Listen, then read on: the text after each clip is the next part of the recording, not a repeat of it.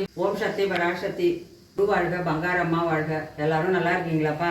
இன்னைக்கு என்ன வீடியோன்னு பார்த்தீங்கன்னா உளுத்தங்களிக்கின்றது தான்ப்பா உங்கள்கிட்ட காட்ட போகிறேன். எப்படி செய்யறது, என்னென்ன தேவை, அதுக்கு பொருள் என்னன்னு சொல்லிட்டு சொல்லுங்க.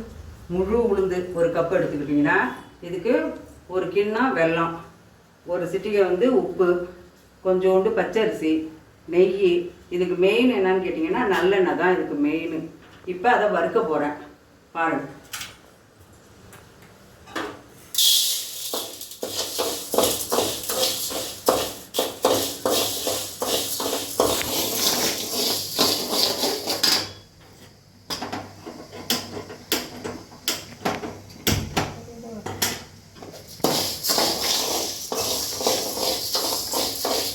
வறுத்துட்டு தானே அடுத்தது சொல்லட்டுமா? இதை வறுக்கிறோம் பாருப்பேன். இது வறுத்தோடனே இந்த பொன்னிறமாக கரெக்டாக வரும் பாருங்கள். நம்ம முழு உளுந்தில் நல்லா தெரியும். அப்படி இல்லையா, அப்படி எடுத்து வச்சு 2-3 உளுந்து அப்படியே எடுத்து வைக்கணும். ஒரு கல்லையோ தட்டிலையோ எடுத்து வச்சு அப்படி தட்டினீங்கன்னா நிறம் மாறி வந்துடுச்சு பாருங்கள்.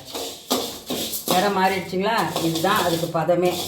நம்ம கருப்பு உளுந்து இருந்தால் உடைச்ச உளுந்தாக இருந்தால் போட்டுக்கலாம். ஆனால் தோல் இல்லாத உளுந்தை சீட்டின உளுந்தை போடவே கூடாது. இது பொன்னிறமாக வறுத்துட்டேன். வறுத்து கொட்டினோடனே அதை ஆறணும்ப்பா. இது பாருங்கள் எப்படி இருக்குன்ட்டு. இது ஆறினோடனே மிக்சியில் போட்டு அடித்து மாவாக்கிட்டு நம்ம அதில் கொஞ்சம் அரிசி போட்டு.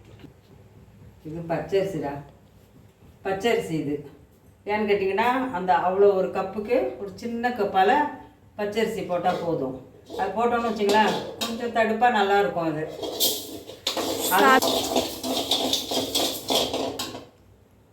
இது பொன்னிறமாக வறுக்கணும். இதுவும் அந்த நேரம் தான் வரணும்ப்பா. அதே இந்த பவுன் கலரில் வந்துன்னு வச்சிங்களா, எடுத்து அந்த உளுந்தோட கொட்டிக்க வேண்டியதுதான்.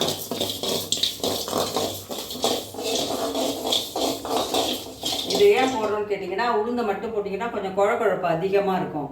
இதை கொஞ்சம் போட்டிங்கன்னா கொஞ்சம் தடுப்பாக நல்லாயிருக்கும். இதுதான் இதுக்கு பதம். ஆனால் பச்சரிசி தான் போடணும். புழுங்கரிசி போட்டால் டேஸ்ட் இருக்காது.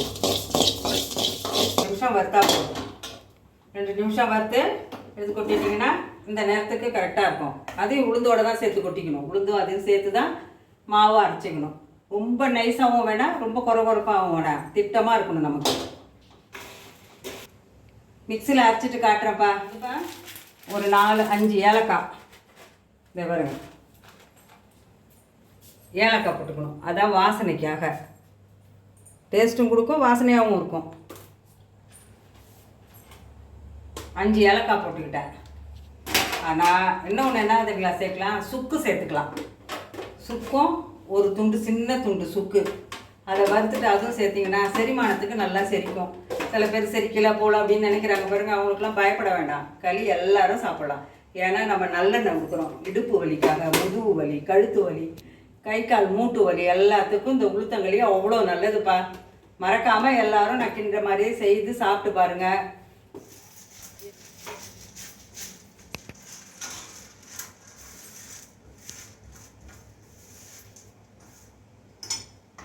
இது மிக்சியில் அரைச்சாச்சுப்பா. இதான் பதம். பாருங்க, இதை மாதிரி தான் இருக்கணும். குறப்பு இருக்கக்கூடாது, ரொம்ப நைஸாகவும் இருக்கக்கூடாது. இந்த பதத்தில் இருந்தால் தான் களி நல்லா இருக்கும் சாப்பிட்றதுக்கு.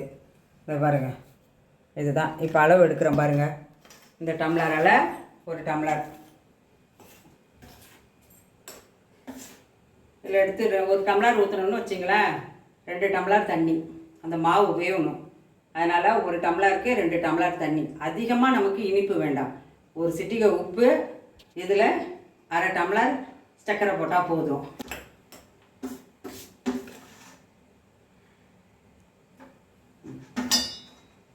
இதான்ப்பா அளவு. இதில் தான் அரிசி உளுந்து 2யும் அரைச்சிருக்கோம். நைஸாகவும் இல்லாமல் குறப்பும் இல்லாமல் நடு தரத்தில். குறப்பு இருந்தாலும் நல்லா இருக்காது, நைஸாக இருந்தாலும் ஒரு மாதிரி குழப்பு கிடக்கும். இதுதான் திட்டமாக இருக்கும்.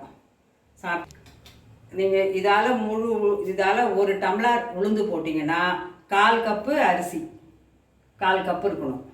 அப்போனா பெரிய ஸ்பூனால் 2 ஸ்பூன். உங்களுக்கு ஸ்பூன் அளவு வேணும்னா இந்த டம்ளர் அளவு போட்டிங்கன்னா இந்த அளவுக்கு. இன்னும் கொஞ்சம் பெரிய டம்ளராக போட்டிங்கன்னா அதிலேருந்து இன்னும் கொஞ்சம் 1/4 கப்பு ஆக்கிக்கணும். இதை அடுப்பை ஆன் பண்ண போகிறப்ப தண்ணி அளவு பாருங்கள். அந்த மாவுக்கு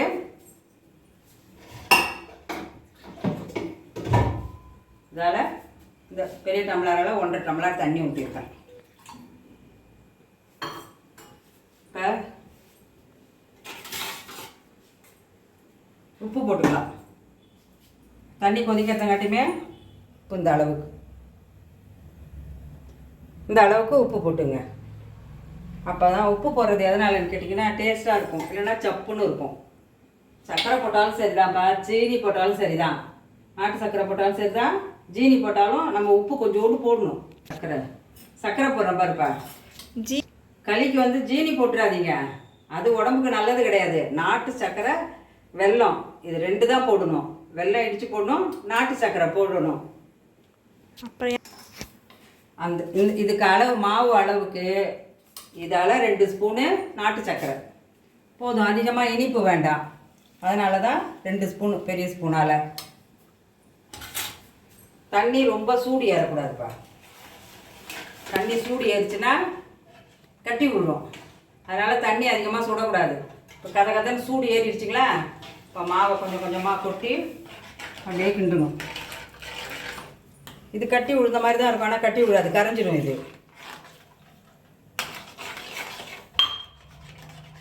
இதை அப்படியே கிண்டணும். கிண்டும் போது நல்லா திரண்டு வரும்.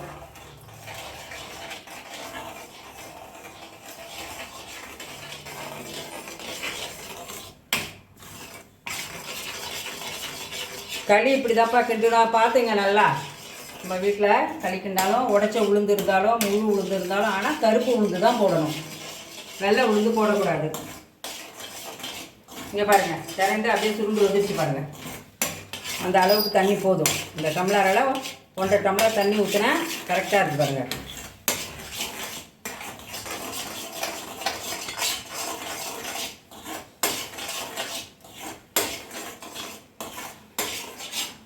அந்த உளுந்துலேயே வந்து ஏலக்காய் போட்டு அடிச்சிட்டேன் பாருங்கள். தனியாலாம் போட வேணாம், நம்ம உளுந்து அடிக்கிறோம் பாருங்கள், அதுலேயே 5 ஏலக்காய், எவ்வளோ உளுந்து எடுக்கிறோமோ அதுக்கு தகுந்த மாதிரி 2, 3 இல்லைன்னா 5 நிறையா ஏலக்காவும் போட்டுக்கலாம், மாவுக்கு தகுந்த மாதிரி.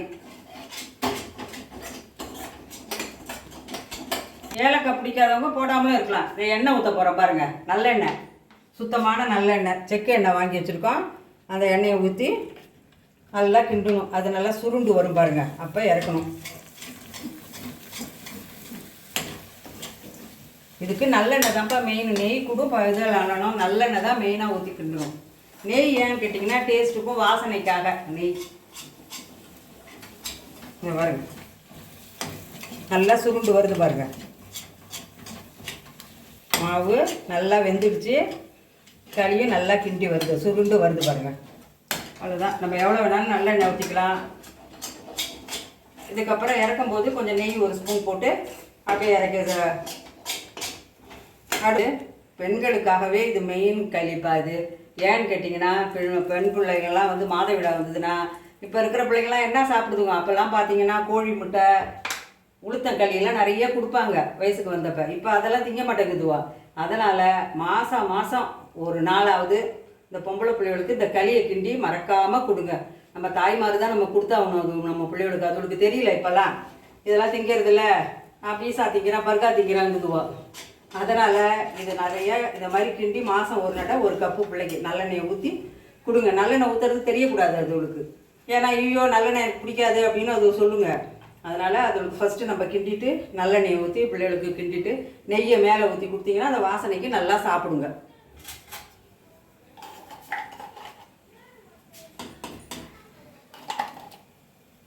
நெய் இது போதும், நெய் இது போதுமானது. ஏன்னு கேட்டிங்கன்னா வாசனைக்கு தான். இங்கே அதை சாப்பிடாத பிள்ளைங்களுக்கு இது வாசனைக்கு இந்த நெய்.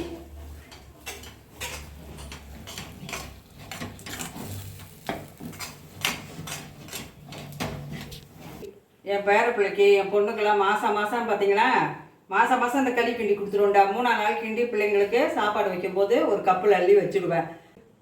இந்த கப்பில் எடுத்து வைக்கிறேன் பாருங்கள்.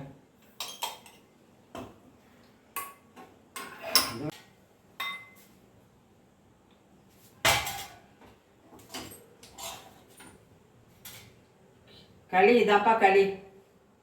உளுத்தங்களி இதுதான். பிள்ளைங்களுக்கு நிறைய கிண்டி கொடுங்க. பிள்ளைங்க நல்லா நிறையா சாப்பிடுவாங்க. அதுவும் நெய்யை போட்டு பிள்ளைங்கள்கிட்ட கொடுங்க. இது நம்ம பாரம்பரியமாக சாப்பிட்றதுப்பா. இப்போன்னு இல்லை, ஆதி காலத்துலேருந்து இதை கொடுத்துட்டு வராங்க. அதனால் இப்போயும் நம்ம பிள்ளைங்கள்லாம் நல்லா சாப்பிடுவாங்க. பிள்ளைங்களுக்கு கிண்டி மாதம் ஒரு நடம் மறக்காதீங்க. பிள்ளைங்களுக்கு இதை கிண்டி கிண்டி கொடுங்க. நீங்களும் சாப்பிடுங்க. இடுப்பு வலி, முதுகு வலி, கழுத்து வலி உள்ளவங்களுக்கு அவ்வளோ நல்லது. மூட்டு வலிக்கும் அவ்வளோ நல்லது. இப்போ இருக்கிறவங்களுக்குப்பா இடுப்பு வலி நிறையா இருக்குது, மூட்டு வலியும் இருக்குது. இதை டெய்லியும் சாப்பிட்லாம். மாதத்துக்கு 2 நடையும் சாப்பிட்லாம். ஆனால் நம்ம பிள்ளைங்களுக்கு மாதம் மாதம் மாதவிடாப்போ மறக்காமல் அந்த களியை கிண்டி கொடுங்க. மறந்துடாதீங்க.